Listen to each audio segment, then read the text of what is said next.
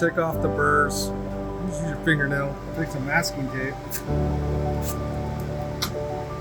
I try to use the torn edge. It gives it a more natural look. I just try to tape it off as close to the edge of the paint. You can leave a little tiny bit of edge of paint on there.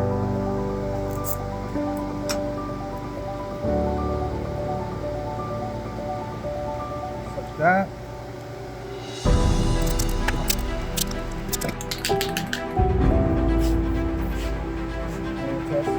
You just do a light coat, get it sticky, but then to get that hammered finish, you gotta go heavy.